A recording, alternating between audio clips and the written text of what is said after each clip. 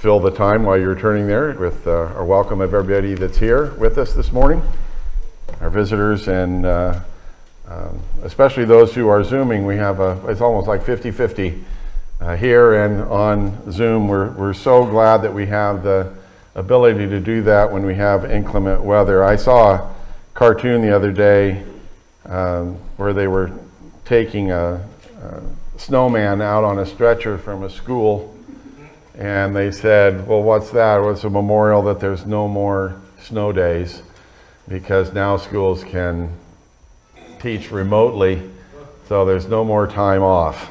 So, and we have that as well. We don't have to skip services anymore. We can meet remotely if we have to. I have had in my mind for some time doing a series of lessons on the metaphorical statements of Jesus where he calls himself I am in the Gospel of John. There's 7 different statements found there. And of course, the writer of that Gospel told us that the intention that he had in writing that in chapter 20, verses 30 and 31, that in spite of the fact that there were a lot of miracles that Jesus did that weren't written in that book, those things that he wrote were written so that we might believe that Jesus is the Christ, the Son of God. And so I think that also plays into the reason why these 7 I am statements are in the gospel. This morning we want to begin with the statement that's there in John chapter 8 and verse 12. It says, when Jesus spoke again to the people, he said, I am the light of the world. Whoever follows me will never walk in darkness, but will have the light of life. And so we are going to be talking this morning about Jesus being the light of the world. I think we have discovered over and over again, as we've studied the life of Jesus pretty extensively, that Jesus' statements that he makes are never in a vacuum. They're never just odd statements that he makes at a particular time and place with no purpose behind it. There's always a purpose. There's always a background. There's always a goal that he has. And I will tell you that probably when it comes to these I am statements in the Gospel of John, we miss that. We pull that statement, I am the light of the world, and we don't look at the rest of the verse, and we parse that out and talk about what that means, and just talk about the fact that he's the light of the world, absent of the greater context in which it was stated. So this morning I want to look at this statement in its larger context. In fact, we'll go back all the way to Genesis with the time-long battle of light and darkness. We'll spend some time in the Pentateuch and in Exodus and Leviticus and Numbers. And then we're going to come over into John and look at chapter 6, 7, 8, and 9. And so we should be out of here about 2. But listen, if you'll keep your Bibles open to John here, all the other texts will be up on the screen, and you'll be able to see them. And again, so glad that all of you are with us here today, this morning. So let's begin by looking at the darkness and light. And in Genesis chapter 1 and verse 2, it says, now the earth was formless and empty.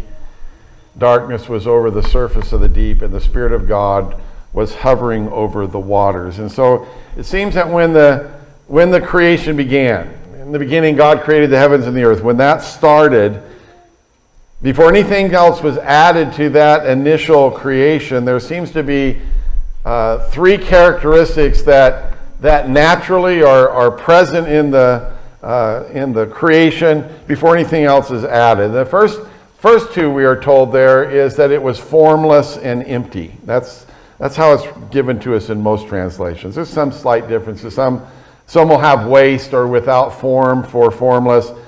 Some of you will have void for empty.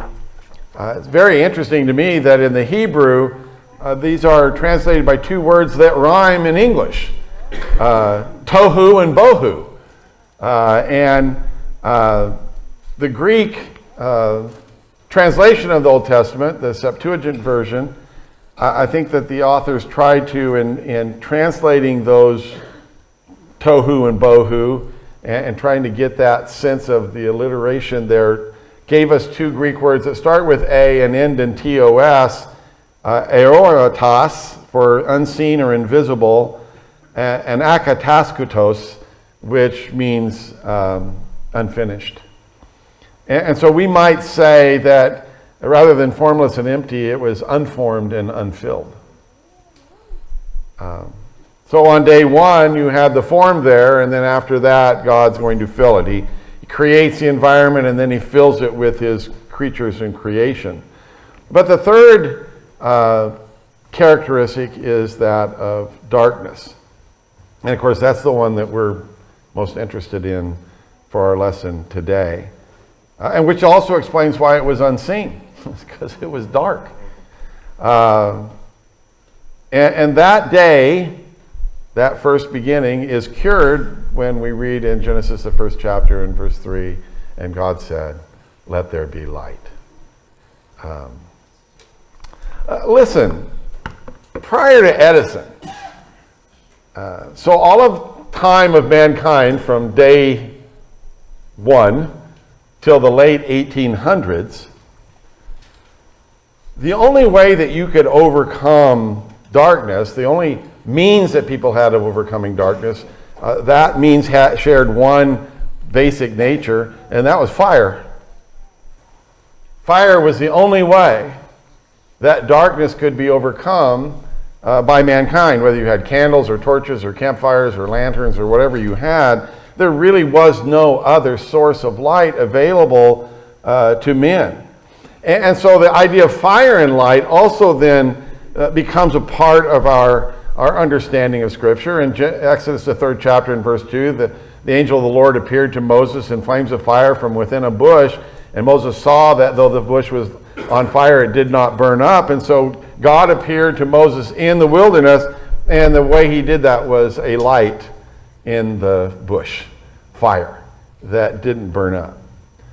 When God leads Israel out, after leaving Succoth, they encamped at Etham on the edge of the desert. By day, the Lord went ahead of them in a pillar of cloud to guide them on their way, and by night, in a pillar of fire to give them light so that they could travel by day or night.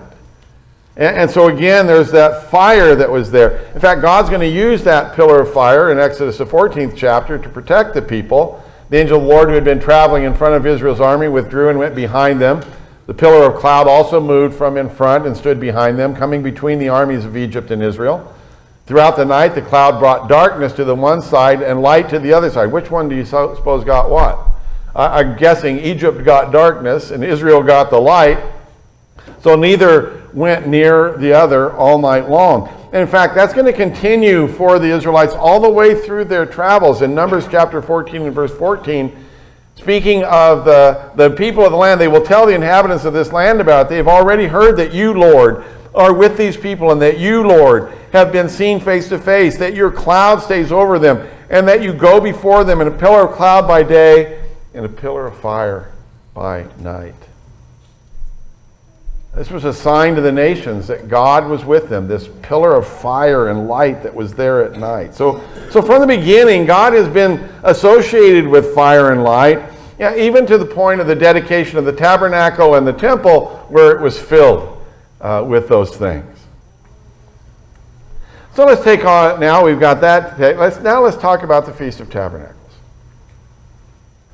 If I were to ask you what happened at the Feast of Tabernacles, because I will tell you, at least me, and I'm sure you, we've all been observing the Passover on the Feast of Tabernacles. We don't know a lot about it. In fact, maybe the only thing that you remember about it is the fact that people lived in booths during this time. But actually, it's a feast that had many purposes and is very important. In Exodus, the 12th chapter in verse 37, which we just read a minute ago, the Israelites journeyed from Ramses to Succoth. There were about 600,000 men on foot, besides women and children. And so this Feast of Tabernacles that God is going to initiate here later on was a reminder of when they came out of Egypt that they were staying in booths. The words Succoth, in fact, that you just read there means tents, means tabernacles.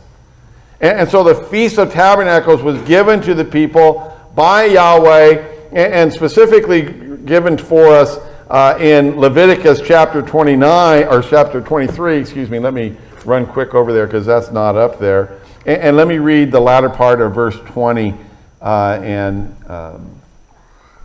me make sure I have this right. 42 and 43.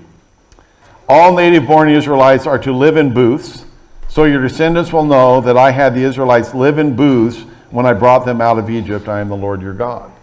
So it looked back at their deliverance from Egypt and where they lived, how they lived, all the way through the time that they came to the land of promise. Numbers 29, I'm not going to turn there with you, gives an expanded version of how the Feast of Tabernacles was to be celebrated. It was 7 days long with an 8th day tagged onto it. If you've done Bible reading and you've actually made it to Numbers, in the 29th chapter, you remember that on the first day they sacrificed 14 bulls and so many rams and so many lambs, and the next day it was 13, and then it was 12. And what it turns out to be is in those 7 days there were 70 bulls that were sacrificed in that week. There were 14 rams that were sacrificed, and there were 108 lambs sacrificed in the course of that feast. If you add the 8th day in, you have 71 bulls, 15 rams, 115 lambs. You'd probably not be able to write that all down as quick as I said it. But listen, there were more sacrifices offered in the Feast of Tabernacles than any other event that God commanded the people to be involved in. And then, of course, as we just read in Leviticus, the 23rd chapter, they were to live in booths, which is the word sukkah, from which we get Sukkoth. Now, later on in the Old Testament, we have the fact that the Feast of Tabernacles was going to be a sign of the coming of the Messiah.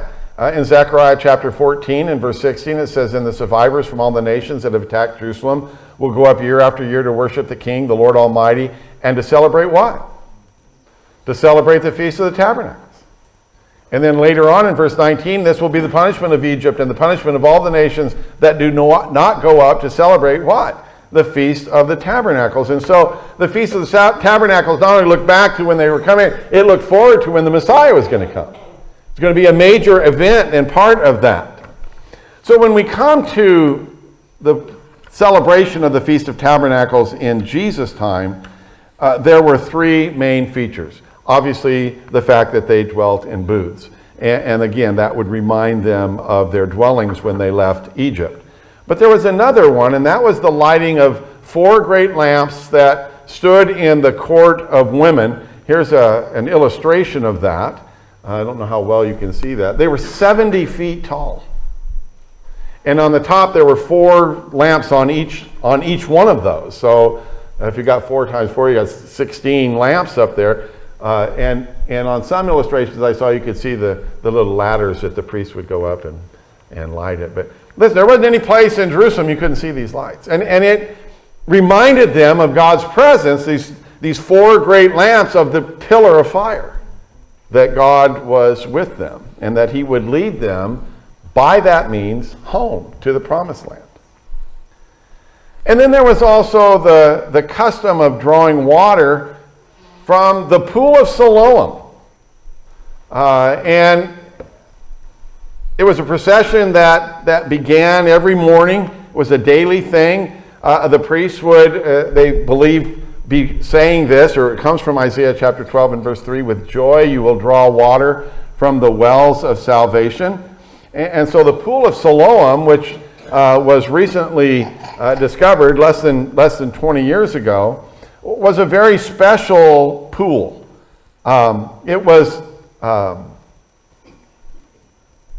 It had living water in it.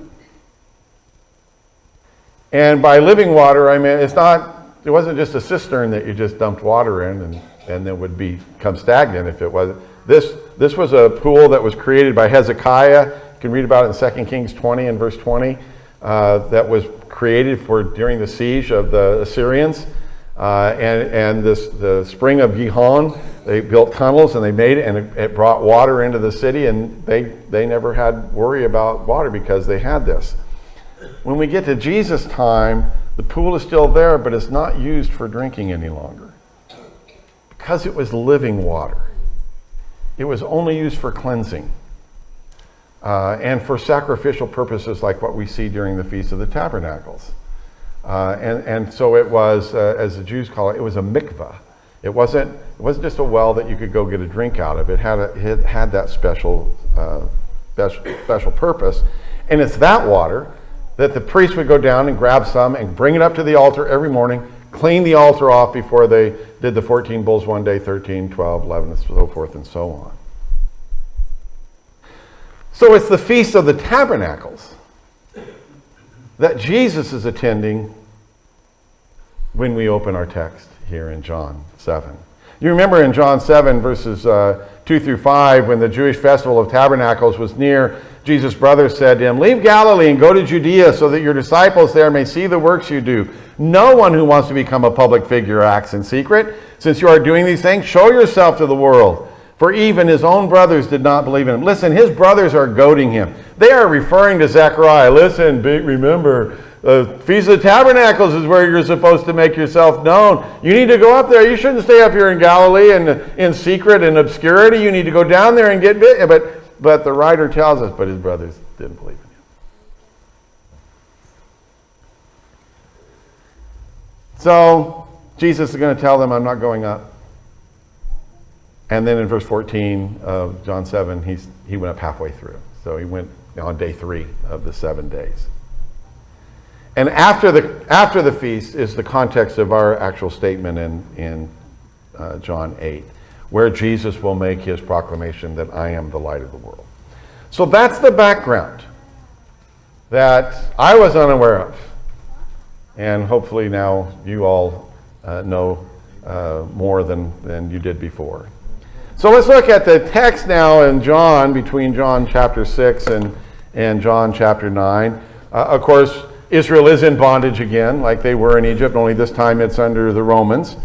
And so this celebration of the Feast of the Tabernacles would again have a double purpose of reminding them of their deliverance from Egypt and their deliverance in general from bondage, and the hope of deliverance now with the coming of the Messiah that was promised in the prophecy of Zechariah, when God once again would bring them home and save them. Which again, I'm convinced that that's why his brothers were mocking him. If you're the Messiah, this is your time. Head up there. So up to this point in Jesus' ministry, in the recent point of the Gospel of John, in John chapter 6, Jesus has declared himself to be the bread of life, which also points back to the wilderness wanderings and the manna that God provided for them. In chapter 7, he is going to say that he is the one who's going to be giving the living water, which again is what we see as the case with the pool of Siloam. And then in chapter 8, he declares that I am the light of the world. In essence saying, I am the Messiah. I am the one who's going to lead you to the promised land. I'm the one who's going to bring to you the covenant blessing, to freedom, to being home with God. And not just the Jews. He's not the light of the Jews. He's the light of the world, of everyone. One light for all of humanity. One light that's greater than those 4 lights that you've been looking at every night that's been burning in the middle of the temple. And so in Acts chapter 8 and verse 12, he then says, I am the light of the world. Whoever follows me will never walk in darkness, but will have the light of life. He announced this not so that people would just see the light. He announced it not just so they would be amazed at the light. Listen, Jesus said this for one purpose, and that is that they would follow him, to get the people to follow him. And that makes perfect sense. Why did God give the children of Israel the pillar of cloud and the pillar of light? It's so they would follow him and follow it and go to where God was taking them. The wilderness was not their final destination. God had something planned for them, and they had to follow that light, follow that cloud to the promised land to get home. And let me just add here that if you're not following Jesus, you are walking in darkness. What Jesus is saying here is not a condemnation. It's an invitation. We're all in darkness. We're all in the darkness. And we need a way out. We need guidance out of that. And Jesus, as the light of the world, is our guide. He is our light. He said it this way in Matthew, the 6th chapter, in verse 22 and 23. The eye is the lamp of the body. If your eyes are healthy, your whole body will be full of light. But if your eyes are unhealthy, your whole body will be full of darkness. If then the light within you is darkness, how great is that darkness? How many of you understand that passage altogether? I think what it's saying is, what Jesus is saying here is that most people don't realize they're in the darkness. In fact, most people believe they are enlightened, that they know all of the things. We're the ones who are walking in faith who are the ones in the dark. They're the ones that are in the light. But what if the light that you think is within you is actually darkness? And that describes most of the world.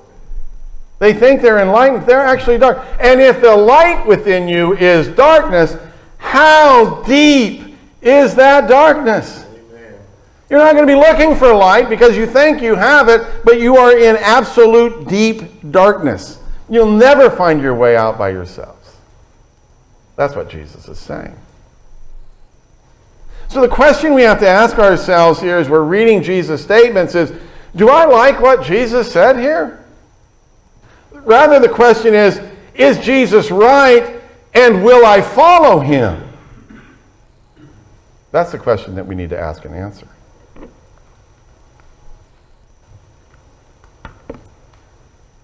Listen, everybody, let's read this together in unison. When Jesus spoke again to the people, he said, I am the light of the world. Whoever follows me will never walk in darkness, but have the light of life. That's Jesus' claim. In the 12th chapter, in verse 46, he said, I've come into the world as a light, so that no one who believes in me should stay in the darkness. He just said the same thing in different words. So, Jesus shows up at this particular feast, the Feast of the Tabernacles, the feast that reminds the people of the time that they were in the wilderness and staying in booths and the darkness that they were in, as far as knowing where they're going or what they're doing, and how God provided for them, gave them bread, gave them water, gave them light to guide them to where they were going to the promised land. And again, the writer of John tells us what he's writing here is for us to come to a point in time that we might believe that Jesus is the Christ, the Son of God. And let me just add here that when I say believe that he's the Son of God, that doesn't just mean that you say amen to that he's the Son of God, that you have some sort of mental assent to that, but belief in the fact that you trust that he is the Son of God. And trust has everything to do with actions. Have you ever been one of those things where you stand there and you go like this and then you fall backwards and you have people catch you? Little test in trust. I wouldn't do it because I'm way too big for those little people back there to catch. Here's a passage that we're well familiar with, John chapter 8 and verse 32. You shall know the truth, and the truth will set you free. I think it's one of the first memory verses that I ever memorized. And let me tell you that knowing the truth is very important, but there's so much more, because knowing the truth is not going to transform you. Just knowing the truth is not going to have that change. Knowledge is not enough. We need more. Which is why so often when we quote this passage of Scripture, we leave off the then. Then you will know the truth, and the truth will set you free. And the then you will know the truth, and the truth shall set you free is preceded, introduced by this statement to the Jews who had believed in him. Jesus said, if you hold my teachings, you are really my disciples. Then you will know the truth, and the truth will set you free. When you hold my teachings, when you put my words into action, when you experience the life that I have for you by doing the things that I say. Listen, we have so many methods and means of hearing the truth. Here's one going on right now. You can listen to the Bible on tape or on DVD or on your cell phones. You can hear people on blogs. I mean, there's so many ways, so many methods for you to hear the truth. But as Jesus' half-brother in James, the first chapter and verse 22 said, and here's two different translations of that, do not merely listen to the word and so deceive yourselves, do what it says. Or, the more common one I think, be doers of the word and not hearers only, deceiving yourselves. So don't just merely listen to it and think, wow, I'm listening to it, I'm doing so much better. No, do what it says. That's how Jesus put it in the Sermon on the Mount. But everyone who hears these words of mine and does not put them into practice is like a foolish man who built his house on the sand. The rain came down, the streams rose, the winds blew and beat against that house, and it fell with a great crash. Listen, if you just listen to God's word and you don't do it, disaster is going to be the result of that. And I think for the most part, we're not tempted as members of God's people to miss the light or not to view the light. Our temptation is just to study the light and just to meditate on the light. Maybe even just bask in the light. But then not follow and do what the light reveals. That's our temptation. Which brings me to the way Jesus illustrated the fact that he is the light of the world in John chapter 9. And let's begin reading the first 5 verses. They're up there on the screen if you want. As he went along, speaking of Jesus, he saw a man blind from birth. His disciples asked him, Rabbi, who sinned, this man or his parents, that he was born blind? Neither this man nor his parents sinned, said Jesus, but this happened so that the works of God might be displayed in him. As long as it is day, we must do the works of him who sent me. Night is coming when no one can work. While I'm in the world, what did he say? I am the light of the world. I like the picture of what's going on here because you have the living temple of God. The fullness of the Godhead is dwelling in that body. There's the living temple of God is walking out of the temple. And as the light of the world, now he's going to pursue one who has never known anything in his life but darkness. He was born blind. He doesn't know what light is. He's never seen light. He's had no experience with light. Listen, that's mankind. Right there. That's a whole nother lesson there.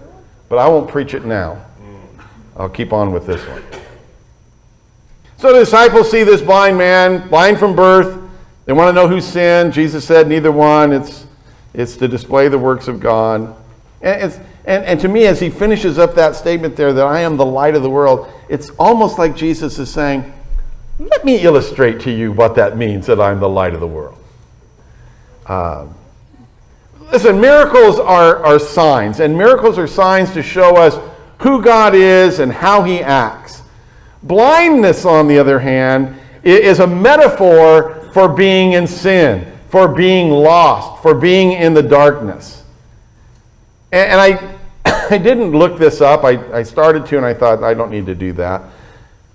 But blindness, I think, is one of the miracles, the curing of blindness is one of the miracles Jesus did more often than any other. Paul said in 2 Corinthians chapter 4 and verse 4, the God of this age has blinded the minds of unbelievers so that they cannot see the light of the gospel that displays the glory of Christ, who is the image of God. The world is in darkness. So as we go on back to John, starting in verse 6. After saying this, he spit on the ground, made some mud with the saliva, and put it on the man's eyes. Go, he said to him, wash in the pool of Siloam. This word means sent. So the man went and washed and came home seeing. So Jesus spit on the ground, made some mud out of the saliva and the dirt, and put it on his eyes, told him to go wash in the pool of Siloam. Now, the writer here tells us that that word means sent, but we already know the very special purpose of this pool of living water that was used during the Feast of the Tabernacles to cleanse the altar before every morning before the sacrifices. And so he went and he washed and he came seeing. Now, I want you to stop and consider for just a moment here.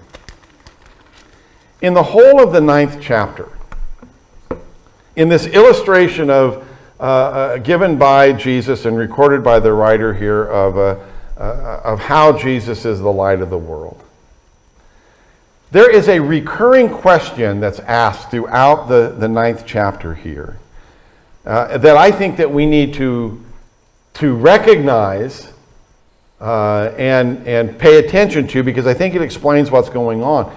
4 different times, but using different words, the question is asked, how did the blind man receive his sight? If you look in verse 10, the people asked the blind, how then were your eyes opened, they demanded. Down in verse 15, the Pharisees also asked him how he had received his sight. Down in verse 19, is this your son? Yes. Is this the one you say was born blind? How is it that he can now see? Over in verse 26, and they asked him, what did he do to you? How did he open your eyes? 4 times that question is asked in this chapter and recorded for us.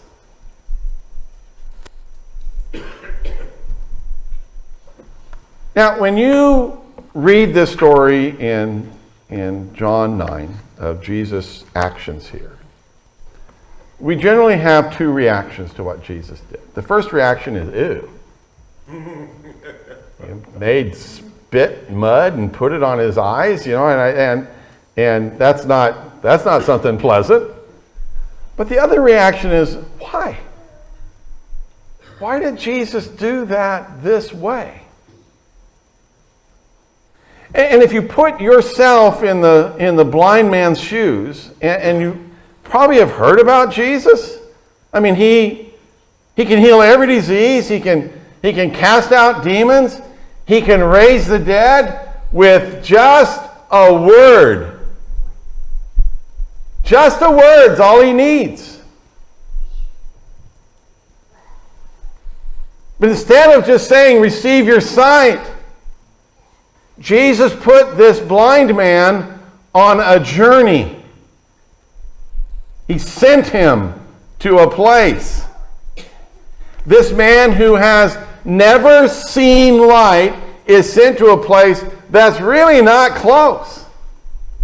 On the map there, you've got a couple of different views of it. Here's the temple here. Here's the pool of Siloam. Here's the temple up here. Here's the pool of Siloam. There's the trip. It's a third of a mile. It's a third of a mile from where Jesus saw him to where he had to walk.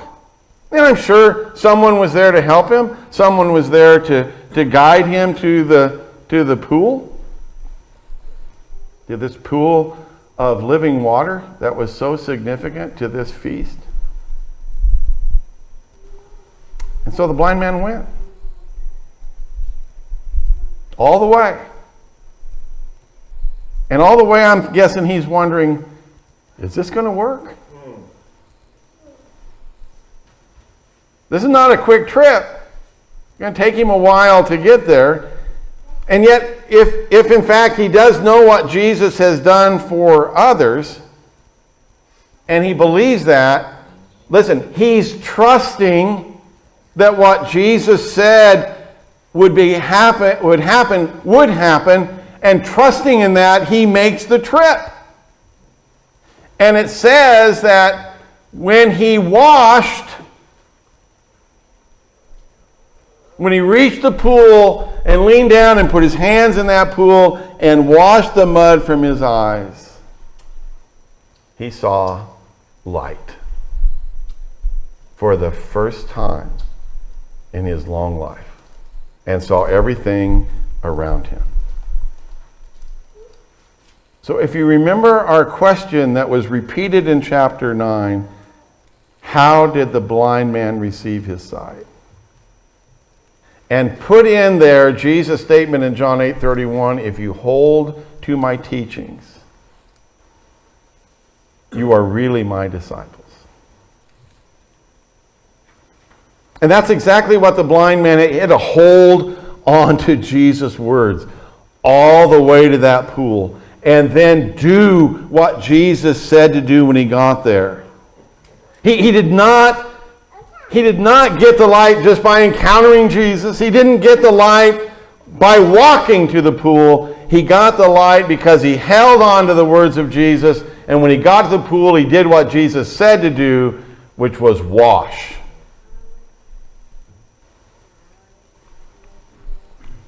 And that is what it means to follow the light of the Word. It means to hold on to his word. To follow him and to go where he says to go. To stay when he says to stay. And to do what he says to do.